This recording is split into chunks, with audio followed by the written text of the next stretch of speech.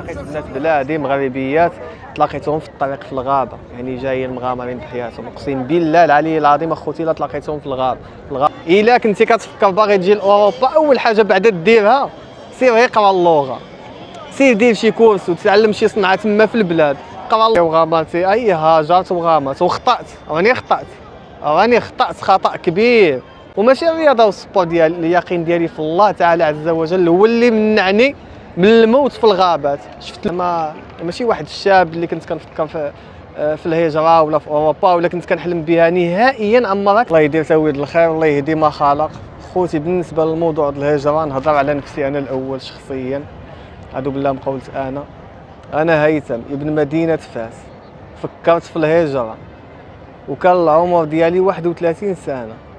انا بعدا اول حاجه ما تنحرضش على الهجره وما تنشجعش على الهجره.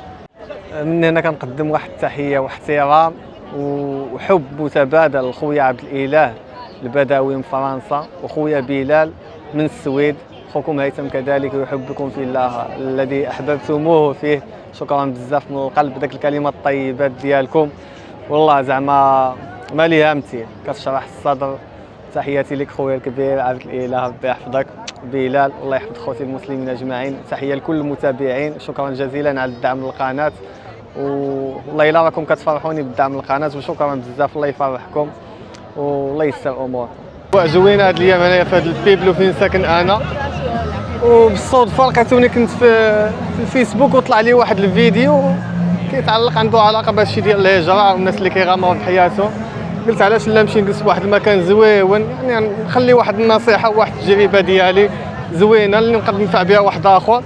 وانا مثلا كي كنقولوا ما تنشجعش على الهجره. هذا العبد الضعيف هذا اللي جا مهاجر وغامر بحياته ما كانش المهم على اي نمشي ليه تما يكون شويه ديال الهدوء باش يكون فيديو زوين ان شاء الله.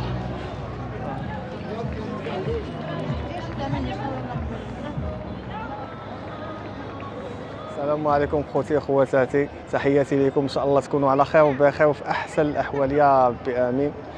لقيتوني خارج ضايع شويه، قبل ما نخرج شفت واحد الفيديو يعني على الدراري اللي كيبغيو يهاجروا، وهادو انتم انا غير نحط لكم الفيديو غادي تشوفوا. هادو كانوا مهاجرين غير مؤخرا، هادي غير هاد اليومين، ودخلوا للبحر سبحان الله ربي سخر لهم واحد الصياده اللي تيدخلوا تيصيدوا هما اللي ينقذوا لهم الحياه ديالهم. ما نعرف اكثر من 40 ديال بنات الخير والله يهدي ما خلق. خوتي بالنسبه للموضوع ديال الهجره نهضر على نفسي انا الاول شخصيا. هادو بالله ما قولت انا هيثم ابن مدينه فاس، فكرت في الهجره وكان العمر ديالي 31 سنه. يعني غادي نبغي ندير واحد المقارنه. يعني غالبا كتلقى داك الشباب اللي كيكون في السن ديالهم ديال المراهقه هما اللي كيفكروا في الهجره وكيبغيو يهاجروا. يعني كاين اللي كيتعلق بها كتبان لهم خلال الصور اوروبا زوينه كذا هذه، كاين اللي كيكون عنده شويه ديال الوعي كيقول لا نخرج انايا نكمل قرايتي تما نشوف شي حل وغالبا فئات يعني واحد الفئه اللي كبيره بكثر من 70% تيفكروا مساكن غير في الهجره. قليل اللي كتلقاه كيخرج يعني فيزا، ولا كاين اللي كيخرج فيزا كيحرقها، كاين اللي كيخرج فيزا كيولي كيرجع بحالو كيشوف العيشه ما غاديش تناسبو، ما غاديش يقدر ما يستطاعش. كل واحد سبحان الله العظيم شنو كتب عليه الله. على اي ندوزو للموضوع ديال الدراري. انا بعدا اول حاجه ما تنحرضش على الهجره وما تنشجعش على الهجره. وانا تنقولها لكم اخوتي اسمعوني، هذه نصيحه من خوكم هيثم اللي عاش واحد التجربه ديال الهجره وغامر بالحياه ديالو. وهذا هيثم عنده واحد العمليه ديال استئصال القولون. واش فهمتوني اخوتي؟ انا ملي طلعت هكا على الغابه وعلى تركيا، وشنو اللي خلاني معاناه. يعني انا ماشي واحد الشاب اللي كنت كنفكر في الهجره ولا في اوروبا ولا كنت كنحلم بها نهائيا. عمرها كانت عندي في العقل ولا في القلب ولا في الحسبان.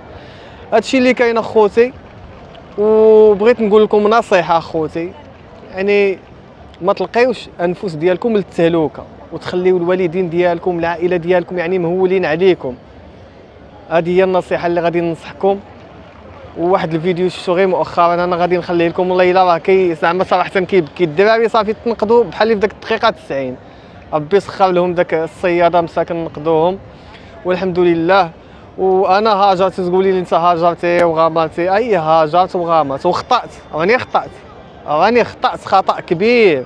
والله الا خطات ما كانش خصني نتاخذ داك الهجره. علاش؟ حيت ملي مشيت داك الطريق وعانيت وتكرفصت ومشيت في الغابه وجعت وكي كنقولوا مت وحييت وجاني الالم في الغابه وغير انا والله خوتي راه ما ساهلاش والله ما ساهله بصحتي ولا بلا صحتي. انا راني بلا صحتي ومشيت انا راه لا يعقل ما تدخلش. راه قليل اللي يفكر يكون نفس الحاله ديالي يعني مريض عنده واحد المرض صعيب ويمشي على داك الطريق اللي هي كي كنقولوا مميته. الناس بصحتهم وما قدروش عليها وما مشاولاش. وانا يعني شفتوني وصلت حيت انا واحد العبد يعني كنت رياضي كنت سبورتيف وماشي الرياضه والسبورت ديال اليقين ديالي في الله تعالى عز وجل هو اللي منعني من الموت في الغابات. شفت الموت اخوتي سيدي ربي هو اللي منعني من الموت في الغابات. يعني ما حنايا كنبقاو ديما ضعافين ولو تكونوا واصل لشي نيفو ما نعرف شنو هو تقول انا قوي هو الله.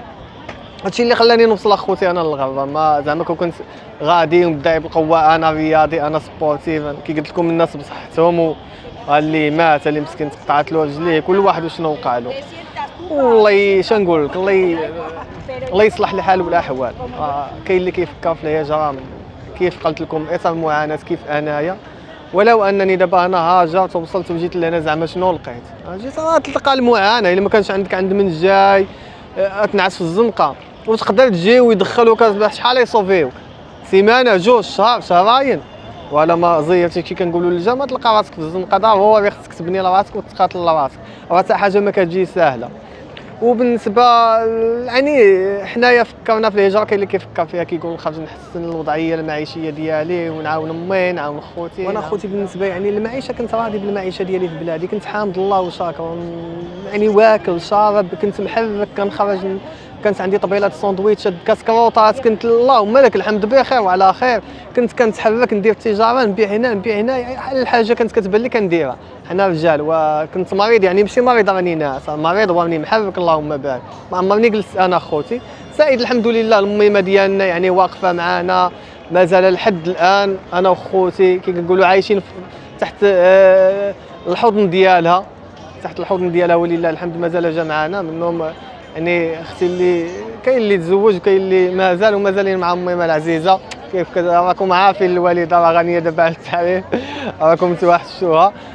وهذا ما كان اخوتي. انا ما تنصحش بالهجره ما تنشجعش على الهجره. الا كنتي كتفكر باغي تجي لاوروبا اول حاجه بعدا ديرها سير غير قرا اللغه. سير دير شي كورس وتعلم شي صنعه تما في البلاد قرا اللغه وشوف الطريقه اللي هي صحيحه. ما تجيش هكايا على طريق البحر هكايا نتوما خوتي. راه ملي كتكون في البحر وكتدخلوا نتوما مثلا انت كتعرف تعوم اسيدي انت كتعرف تعوم تلاحيتي دخلتي لتماك يلا شداتك شي حاجه ما غاديش تستطع لها ما غادي تمشي غادي تموت تماك. يعني الانسان يحاول يفكر بعقله اول حاجه. وانا كقلت لكم اوروبا خوتي اللي كتحلموا لها باغي نجيو لها هي غادي تجي وغادي تخدموا. كاين شي حوايج يعني فهمتيني صراحه بين قوسين المهم راه واضحه الكلام شنو باغي نقول. غادي تجي غادي تخدم ولكن ما تغامرش بحياتك اخاي. خلي ربي يسهل تخرج يعني بواحد الطريقه اللي هي صحيحه وما فيهاش تهلكه لنفسك. ما تغامرش بنفسك يعني تطلع مريقل المسائل ديالك مريقل ورقاتك ما تطلعش حارق. حتى ملي كتطلع حارق كتجي لهنايا وغادي تبدا اما هي ما لونوها. الناس كيعانيو كيفكروا مساكن كتحط رجليك هنايا فينا تبات شكون اللي يدير بانيك دخل تخدم باش ما تاكل وما تشرب ما تجي لهنا تبدا يعني زيرو. الشارع المعيشه الماكله والشراب زائده تبقى تفكر في الوراق. اخوتي راه الناس القدامين مساكن هما يقولوا لكم شنو كاين. الناس اللي ضاربين 20 عام و30 و40 راه هما يقولوا لكم شنو كاين. ما انا راني عاد بادي ولكن بادي واحد البدايه يعني بعقلي وجيت عشت هنا بزاف د الحوايج اللي نقدر نقولوا مثلا انا هنايا عامين عشت بزاف د الحوايج اللي ديال التكرفيس واشد كي كنقولوا الامتحانات ديال التكرفيس وداك الشيء كيبقى ابتلاء. راه لا يكلف الله نفسا الا وسعها. عشنا داك الشيء عشت الزنقه عشت التكرفيس بمعنى الكلمه تكرفست ولكن ولله الحمد ربي كبير انا اصلا هاد الهجره راني تاخذتها تاكل على الله تعالى عز وجل. حنا عباد بيناتنا راه تنبقاو اسباب ربي كيسخر واحد لواحد يعني داك الشيء امر الله. ربي لا سخرك الخير فراه اراد بك خيرا.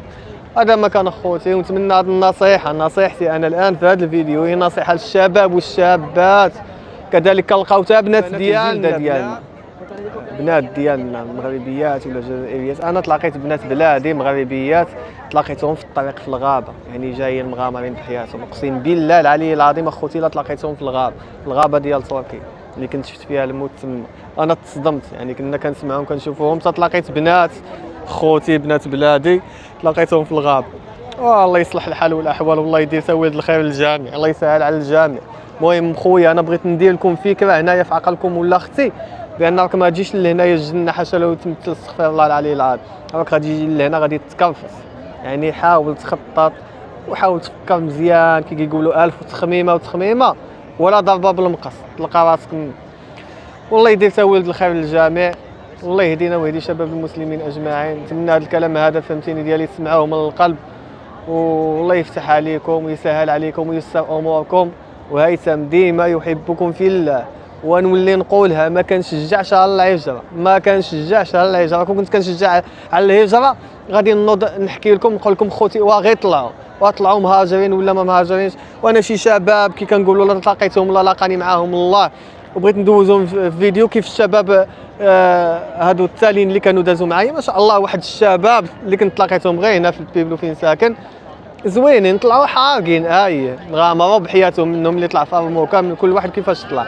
ولكن عجبوني ملي جاو لهنا يعني انضبطوا، مشاو للسينطرا وقراو تعلموا داروا الكورسو. دابا تبارك الله هما خدامين على راسهم، منهم اللي كيلعب كره داروا ورقاتهم يهبطوا يشوفوا والديهم. يعني الحمد لله هادوك تنفرحوا لهم. كاينين الشباب هنا مكرفسين تيجيو تيمشيو للبليه التهلكه، كيدمروا عقلهم وكيدمروا صحتهم وحياتهم وكيأديو حتى والديهم وعائلاتهم. والله يهدي ما خلق. ما نزيدش نطول عليكم، الفكره راه واضحه والميساج واصل. وتحياتي لكم خوتي العزاز، والسلام عليكم كالعاده. ايوا كا عباد الله وغتطلعوا كلكم ها انت يتصل بالامراء ولا جاو الدوله بشويه عليك بشويه عليك غادي يعوم كتعوم بشويه كلشي غيمشي. لا راه هي هادي ها ما يطلق بشويه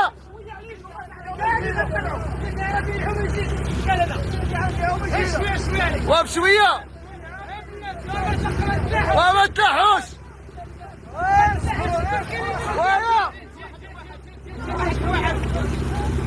وما تلحوش ورا السخط.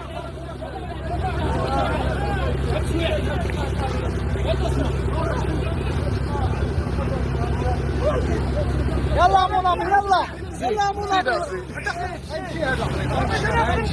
زيد لوح لي هدي عطاك زيد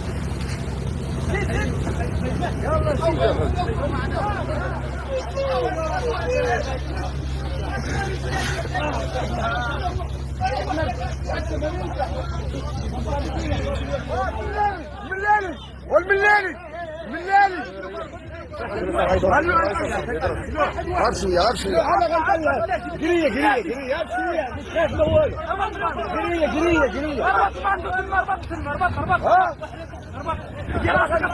هذا راسك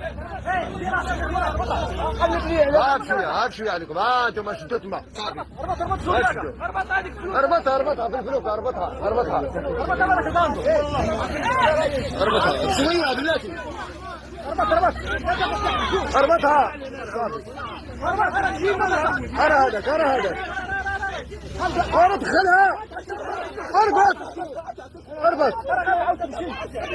شوية بلاتي اربط شوية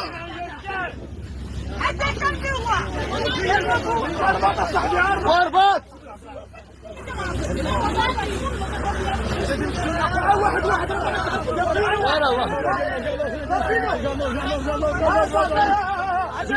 هذه حاملة